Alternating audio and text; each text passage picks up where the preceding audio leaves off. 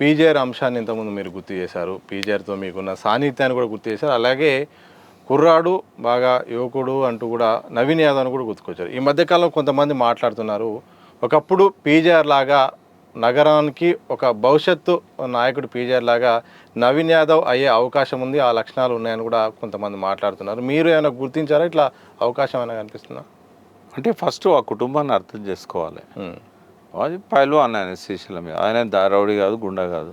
ఇప్పుడు ఈ సిటీలో చాలా భూ కబ్జాలు అవుతాయి. ఓకే, చాలా రకాలుగా కొంతమంది బలహీనుల మీద బలవంతుల దౌర్జన్యాలు జరుగుతాయి. చాలామందికి పోలీస్ స్టేషన్లో చెప్పుకుందామంటే దిక్కుండదు. ఓకే, ఎమ్మెల్యేల దగ్గర పోతే పట్టించుకోరు, బస్తీ వాళ్ళు ఎక్కువ ఉంటారు. ఓకే, సో అటువంటిప్పుడు ఓ శ్రీశైలం యాదవ్ అవసరం.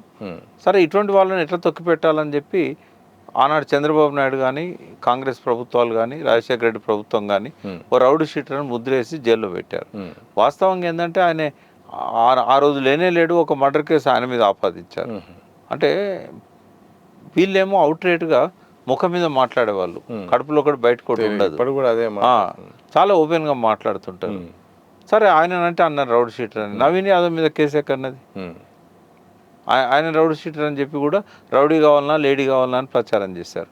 ఇది నష్టం జరిగింది టీఆర్ఎస్కి, వాళ్ళు రియలైజ్ అయింది కూడా. కేటీఆర్ కూడా మాట్లాడము, పిఆర్ఎస్ కూడా మాట్లాడడం వల్ల కూడా బూమరంగ్ అని కూడా చాలా మంది చెప్తారు. నిజంగా నా దృష్టిలో అయితే తప్పకుండా అది మాట్లాడకుండా ఉండాల్సింది. మాట్లాడి వాళ్ళు నష్టపోయారు. సో ఇంతకుముందు అన్నట్టు పీజీఆర్ లాగా ఛాన్సెస్ ఉన్నాయని నేనేమంటున్నా, ఈ నగరంలో ప్రతి వాడకొకడు పీజీఆర్ లాగా తయారు కావాలి. వాళ్ళు రౌడీ అనుకొని ఏమన్నా అనుకొని. ఓకే, ఎందుకంటే ఇలా ప్రజల ప్రాణాలకు రక్షణ లేదు, మాట్లాడే ధైర్యం చేయడానికి అవకాశం లేకుండా పోయింది. విపరీతమైన కబ్జాలు జరుగుతూ ఉన్నాయి. ఇప్పుడు వాడు డైరెక్ట్ వచ్చేసి ఇంటికి తాళం వేసి వెళ్ళిపోతాడు. పోలీస్ చట్టం ఏమన్నది తెలుసా? ఎవరైనా బలవంతంగా మీ ఇంటికి వచ్చి మీ ఇంట్లో ఉండి మిమ్మల్ని బయటకు వెళ్ళగొట్టింది అనుకో, మీరు మాత్రం కోర్టు ద్వారానే వాళ్ళని వెళ్ళగొట్టాలని చెప్తుంది రూలు. ఎందుకంటే ఆర్డర్ ప్రాబ్లమ్స్ వస్తాయి. అంటే మరి వాడు వచ్చి తాళం వేసుకొని ఎలగొట్టాడు కదా అంటే, ఇప్పుడైతే వాడు ఉన్నాడు కదా ఇంట్లో. ఓకే, ట్రెస్ పాసింగ్ అని ఉంటుంది 147, 447 ఏదో, దాన్ని ఎవరు పట్టించుకోరు. పొజిషన్లో ఉన్నోని కదిలించడం అనేది శ్రీశైలం యాదవ్ లాంటితోనే సాధ్యమైంది. నేనే ఎన్నోసార్లు మీరు పోయి ఆయన బతిలాడుకోపోండి, అట్లాంటి వాళ్ళు చెప్తే బుద్ధి రాదని చెప్పి.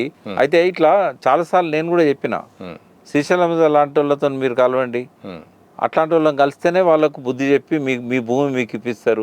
ఎందుకంటే పోలీసులు ఏమంటారు, ఇది లా అండ్ ఆర్డర్ సమస్యలు వస్తే మీరు కోర్టుకు పోయి పరిష్కరించుకోండి, మేము పట్టించుకోమని చెప్తారు. మరి ఇక్కడ నక్సలైట్ లేడా, ఒక శ్రీశైలం యాదవ్ లాంటి వాడు లేకపోతే వాళ్ళకి రెమెడీ ఏంది? నీకు కొన్ని కేసులు చెప్తా, డైరెక్ట్ భయాన్లో బోర్డు పెడతారు.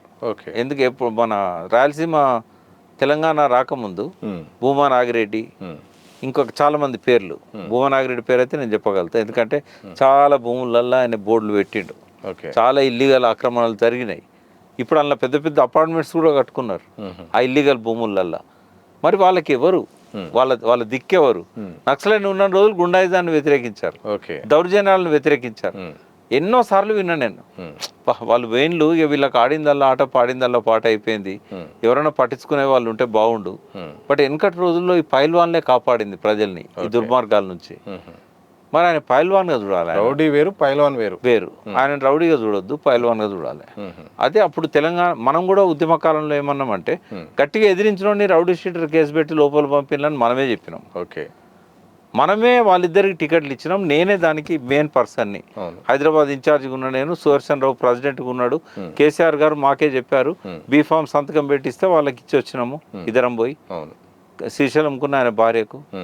మరి ఇప్పుడు మన పార్టీ తరఫున సాయం తీసుకున్నాం, ఎట్లా మాట్లాడతాం? తప్పు కదా సార్. మీతో మాట్లాడుతున్న ఈ నిమిషానికి ఒక అప్డేట్ వచ్చింది. కేబినెట్ సమావేశం ఇప్పుడు జరుగుతుంది.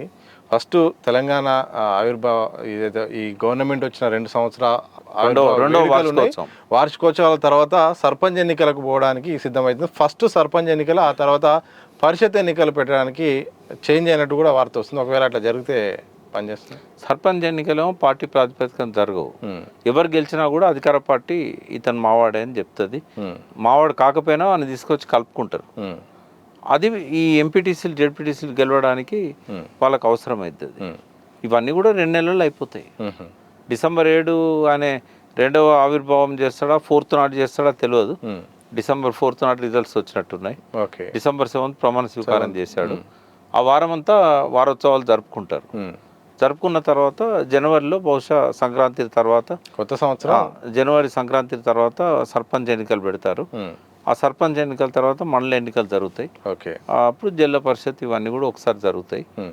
జరిగిన తర్వాత బహుశా మార్చిలో బెంగాల్ ఎన్నికలతో పాటు ఉమ్. ఖైరతాబాద్కు ఇంకేమైనా డిస్క్వాలిఫై అయితే వాళ్ళ ఎన్నికలు జరుగుతాయి. ఉమ్.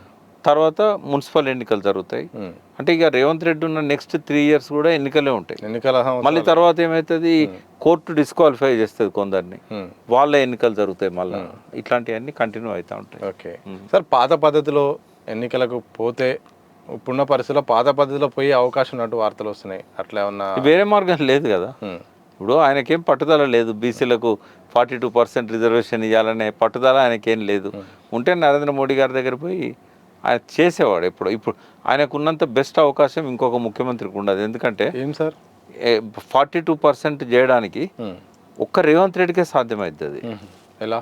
రేపు ఇదే బీజేపీ గవర్నమెంట్ ఉన్నప్పుడు కేసీఆర్ ముఖ్యమంత్రి అయినా ఆయన వల్ల కాదు, ఉమ్. రేవంత్ రెడ్డి వల్ల అవుతుంది. ఎందుకు అవుతుంది అంటే రేవంత్ రెడ్డికి చంద్రబాబుకు ఉన్న సాన్నిహిత్యం తెలుసు అందరికీ. ఉమ్. చంద్రబాబు నాయుడు మోడీని డిక్టేట్ చేసే పొజిషన్లో ఉన్నాడు ఇప్పుడు. ఓకే. ఆయన బిల్లు పెట్టు షెడ్యూల్ అలా అక్కడ తమిళనాడులో ఇచ్చినట్టుగా తెలంగాణ గుడి ఇవ్వు, మాకు ఆంధ్ర గుడి ఇవ్వమని చెప్పి చంద్రబాబు నాయుడు చెప్పాడు అనుకో, 1000% అవుతుంది. ఇది చేయకుండా జంతర్ మంతర్ దగ్గర ధర్నా చేసిన ఇవన్నీ మనల్ని మెప్పించడానికి. నేను చూడు జంతర్ మంతర్ దగ్గర ధర్నా చేసిన. సార్, తెలంగాణలో బీసీలకు రిజర్వేషన్ రావడం చట్ట సవరణకు ఏపీ సీఎం రేవంత్ రెడ్డి కోసం ఎందుకు అంత ఒప్పుకుంటాడు సార్, అంత కష్టపడతాడు? నేను ఏమంటాను, బీసీల పట్ల ప్రేమ ఉంటే ఉమ్. ఆ తెలుగుదేశం పార్టీకే ఓ క్రెడిబిలిటీ దక్కింది. బీసీలను రాజకీయాల్లోకి స్థానిక సంస్థల రిజర్వేషన్స్ పెట్టి 33%. ఉమ్. కాబట్టి రేవంత్కు చంద్రబాబుకున్న సాన్నిహిత్యం వల్ల ఏదో ఎలక్షన్ కమిషన్ను అనుకూలం చేసుకోవడానికి ఇట్లాంటి రాజ్యాంగ వ్యతిరేకమైన పనులకు కాకుండా ఓకే, ప్రజల మనోభావాలను ఆకాంక్షలు నెరవేర్చడానికి ఒక మంచి పని కోసం చంద్రబాబును రిక్వెస్ట్ చేస్తే తప్పేమున్నది? ఆయన కోసం మేడిగడ్డను బలగొట్టి నీళ్ళు పంపిస్తాడు కదా డెల్టాకు. ఓకే, మరి అటువంటిప్పుడు పోయి అడగవచ్చు కదా. సార్ లాస్ట్ క్వశ్చన్ సార్, మొన్న జూబ్లీస్ ఫలితం అయిన తర్వాత CM Revanth Reddy press meet పెట్టారు. ఆ ప్రెస్ మీట్లో ఒక వ్యాఖ్య మాజీ సీఎం బీఆర్ఎస్ అధినేతపై మాట్లాడారు. ఆయన ఆరోగ్యము బాగలేదు, అలాగే ఆయన క్రియాశీల రాజకీయాల్లో బయట లేడు కాబట్టి నేను విమర్శించడం కూడా సరైనది కాదు, నేను ఎట్టి పరిస్థితిలో ఆరోపించదలుచుకోలేదు అని చెప్పారు. దాన్ని ఎట్లా చూస్తారు? ఇప్పుడు ఆయన ఒక మంచి మాట మాట్లాడాడు. ప్రపంచ దేశాలలో ఎన్నికల సమయంలో తప్ప వేరే ఎప్పుడు కూడా రాజకీయాలు మాట్లాడారు. ఓకే, ఈ జూబ్లీస్ ఎన్నికలు అయిపోయినాయి, ఇక నేను రాజకీయాలు మాట్లాడా, మీరు కూడా మాట్లాడకండి, అంతవరకు బాగానే ఉంది. ఇంకో మాట కూడా ఏమన్నాడు, నేను అన్ని రిపోర్ట్స్ అన్ని మీ ముందు పెట్టిస్తా, బీజేపీ కానీ బీఆర్ఎస్ కానీ ప్రభుత్వంతో కలిసి వచ్చి ఢిల్లీ నుంచి మనకు కావాల్సినవి సాధించుకుందాం. అవును సార్, ఇవన్నీ బాగానే మాట్లాడాడు. కానీ ఆ స్పీచ్లోనే పరోక్షంగా మాటల దాడి చేశాడు. ఓకే, ఆస్తి హక్కు గురించి అలా మాట్లాడాల్సిన అవసరం ఏంది? అంటే ఆ కుటుంబంలో ఆస్తి పంచాయతీలు ఉన్నాయి, కవితకు కేటీఆర్కి అనే పరోక్షంగా మాట్లాడడం అనేది మళ్ళీ మైండ్ గేమ్. అది కూడా ఆపాలి. ఒకవేళ నిజంగానే ఆయనకు ఉందాతనంగా ఉండాలనుకుంటే హరీష్ రావు కేటీఆర్ నన్ను ఇట్లా చూస్తారు కదా, ఆ చూపుల మీద వెకిలిగా మాట్లాడాడు. అది అవసరమా? నేనేమంటున్నా అంటే నీ లోపల మార్పు వచ్చినట్టుగా ప్రజలు గమనించాలి, మాలాంటి వాళ్ళు గమనించాలంటే ఈ పనికి మాలిన మాట్లాడేందుకు అంటున్నాను నేను ముఖ్యమంత్రి గారిని. ఓకే, ఆ 2 మాటలు మాట్లాడకుండా ఉంటే మేమందరం నిన్ను అభినందించేవాళ్ళం. అద్భుతమైన ప్రెస్ మీట్ అయ్యేది, అది అద్భుతంగా అయ్యేది. మరి ఎందుకు నువ్వు ఇట్లా ఒక పక్కన ఇది నటన లేకపోతే నిజమా? నిజము నీ మనసులో నుంచి నాభిలో నుంచి మాటలు వచ్చినాయంటే ఈ వంకర సూపుల గురించి ఎందుకు చెప్పాలి నువ్వు? అంటే ఆయన చెప్పిందని ఒకసారి లాస్ట్ కంక్లూడ్ చేద్దాం సార్. ఆయన చెప్పిన దాన్ని బట్టి మేము పని చేయాలనుకుంటున్నాము, కానీ ఇటు బీజేపీ కిషన్ రెడ్డి కానీ ఇటు బీఆర్ఎస్ కానీ మాకు సలహాలు సూచనలు లేకుండా ఎంతసేపు మమ్మల్ని అడ్డం పెట్టే ప్రయత్నం చేస్తుంది. సో మీరు సహకరించండి, సలహాలు సూచనలు. ఏమంటున్నా, ఆయన మంచి పనులు చేయాలన్నప్పుడు వాళ్ళు ఏ రకంగా అడ్డుదలుగుతారు? ఒక ముఖ్యమంత్రికి అడ్డుదలిగే శక్తి ఉంటుందా? సహకరించండి అని అంటున్నాడు. ఏనాడన్నా పోయి కిషన్ రెడ్డిని కానీ నేను ఈటల రాజేందర్ని కూడా అడిగిన, మీరు మిమ్మల్ని ఎప్పుడన్నా అడిగిండా మోడీ గారి దగ్గర పోయి రిజర్వేషన్ గురించి మాట్లాడదాం? బీసీ నాయకుడు కదా, బండి సంజయ్ బీసీ నాయకుడు కదా, ఆయన మంత్రి కదా, ఎప్పుడన్నా అడిగిండా? ఈ రాష్ట్రం నుంచి కేబినెట్ మంత్రి కిషన్ రెడ్డి కదా. ఎప్పుడన్నా మోడీ గారు అపాయింట్మెంట్ తీసుకోండి మనందరం కలిసి పోదాం అని అడిగిండా? ఎప్పుడన్నా వర్కింగ్ ప్రెసిడెంట్ కేటీఆర్ గారికి లేఖ రాసిండా? ఈ బీసీ బిల్లు మనం అసెంబ్లీలో యునానిమస్గా వీళ్ళు సపోర్ట్ చేశారు. ఓకే, మరి ఆ తీర్మానాన్ని మనం కలిసిపోయి ఇద్దాం మోడీ గారికి అని చెప్పిండా? అంటే ఇది నిజంగా ప్రేమ ఉన్నదా బీసీల మీద? నువ్వు చేసే పనులు చేయవు, నీకున్న పలుకుబడిని ఉపయోగించవు. తమిళనాడులో ఎట్లా పెట్టిందండి మీకు తెలుసా? అప్పుడు జయలలిత ముఖ్యమంత్రి, ఓకే, ఆమె చేతిలో ఎంపీలు ఉన్నారు, వాళ్ళ మీద ఆధారపడి ప్రభుత్వం నడుస్తుంది, పివి నరసింహారావు ప్రభుత్వం. వాళ్ళు విత్డ్రా చేసుకుంటే పివి నరసింహారావు దిగిపోతాడు. రైట్ టైంలో చూసింది. మరి అట్లాంటి పరిస్థితి ఇప్పుడు కూడా ఉంది కదా. చంద్రబాబు నాయుడు చేతిలో ఉన్నారు కదా, ఇండైరెక్ట్గా ఉంది, ఉన్నది కదా. మరి ఎందుకు చేయకూడదు? చంద్రబాబుకి ఈ ప్రాంతం మీద ప్రేమ లేదా? ఓకే, ఇప్పటికి తెలుగుదేశానికి ఓ 10% అన్న ఓట్లు ఉంటాయి కదా. రేవంత్ రెడ్డి కోసమే కదా ఆయన సాక్రిఫైస్ చేసింది. మొదటి 2018 ఎన్నికలనేమో పోటీ చేయకుండా మన సీట్లు పంచుకున్నాడు కాంగ్రెస్తోని. అదొక పెద్ద వింత. టీడీపీ పుట్టిందే కాంగ్రెస్కు వ్యతిరేకంగా. నీకోసము చంద్రబాబు దిగొచ్చి నిన్ను కాంగ్రెస్లోకి పంపి నీకు విలువ ఇవ్వడానికి సీట్లు పంపిణీ చేసుకున్నాడు. ఓకే, రెండోసారి ఏమో నిన్ను ముఖ్యమంత్రిని చేయడానికి నువ్వు పీసీసీ ప్రెసిడెంట్ ఉన్నావు కాబట్టి నీకోసము తనను చంపుకున్నాడు. ఒక్క సీటు కూడా పోటీ పెట్టలేదు. మరి పచ్చ చొక్కాల సపోర్ట్ లేకుండా నువ్వు ముఖ్యమంత్రి అయినావా? నువ్వు నీకు ఆయన చేసిన మేలుకు నువ్వు ఆయనకు పరోక్షంగా సహకరించినావు. మేడిగడ్డను బ్లాస్ట్ చేసి గోదావరిలో డెల్టాలకు నీళ్లు పోయేటట్టు చేసావు. ఎందుకంటే మేడిగడ్డ కట్టే కాంచి డెల్టా రైతులు బాధలు పడుతున్నారు, వాళ్ళకి నీళ్ళు అందట్లేదు. పోలవరం కట్టేదాకా వాళ్ళకి నీళ్ళు అందవు కాబట్టి అది బ్లాస్ట్ చేసినావు. నేనైతే దాన్ని బ్లాస్ట్ అని అంట. మహదేవ్పూర్లో ఉన్న ఎఫ్ఐఆర్ దుమ్ము దులిపి దాని మీద విచారణ జరిపి ఇది బ్లాస్ట్ కాదు అని బాంబు నిపుణులను తీసుకొచ్చి రుజువు చేసేదాకా నేను మేడిగడ్డను రేవంత్ రెడ్డి ఆయన పరోక్షంగా సహకరించిండు, బ్లాస్ట్ చేసిండు అని చెప్తా. మరి దమ్ము ఉంటే దాన్ని ఎంక్వైరీ చేయమను, ఆ ఎఫ్ఐఆర్ దుమ్ము దులుపుకోను. ఒక సుప్రీంకోర్టు జడ్జి కూడా ఎఫ్ఐఆర్ను పట్టించుకోకపోతే, ఒక ఎన్డీఎస్ఏ కూడా ఫస్ట్ ఎవిడెన్స్ను పట్టించుకోకపోతే ఎంతసేపు కేసీఆర్ మీద రాళ్ళేయడానికి దాన్ని వాడుకుంటా ఉంటే కడుపు రగిలిపోదాం అలాంటి వాళ్ళకు.